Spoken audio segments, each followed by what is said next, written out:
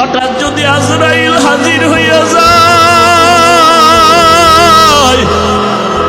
আজরাইল আলাইহিস সালামকে যদি আল্লাহ পাঠায় দেয়, আর আজরাইল আইসা যদি দেখে তোর হাতে নাচ গানের মোবাইল, তুই বসে বসে নাচ দেখতেছো, গান শুনতেছো,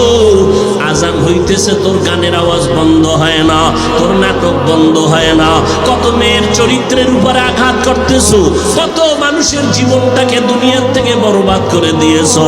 আজরাইল যখন আসবে তোমার সামনে স্বাভাবিক অবস্থায় আসবে না। আল্লাহর নবী বলেন, এই গুনাহগার নাফরমানের সামনে আজরাইল এমন বিকট আকৃতি ধারণ করবে, মাথা আসমানে, পা জমিনে, এক হাত মাশরিক আর এক হাত মাগরিবে, চোখগুলো নীল নদের মতো বড় বড়, দেখিয়া ওর কলিজা উল্টায় যাবে, পাগলের মতো হয়ে যাবে। ও মা বলিয়াও ডাকতে পারবে না, আব্বু বলে ডাকতে পারবে না। আজরাইল আইসা রুহুটা যখন ধরার জন্য শরীরের উপরে কদম রাখবে, রুহুটা শরীরের জোড়ায় জোড়ায় জোড়ায় জোড়ায় পালাইতে থাকবে, বের হইতে চাইবে না। চরমনের জমিনে ঘুমান্ত সৈয়দ ইসহাক রহমাতুল্লাহ আলাইহি বলতেন,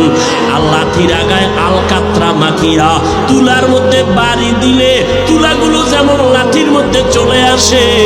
ওরে গুনাহগার জাহান্নামের আসামিরে যুবক,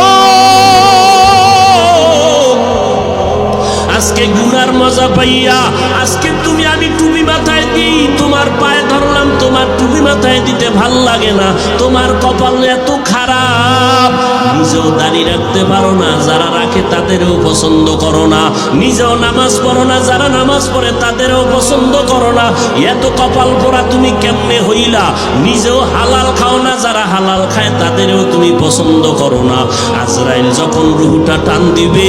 সাথে সাথে শরীরের রগগুলো সিরিয়া রুহুটা হাতের মধ্যে চলে যাবে।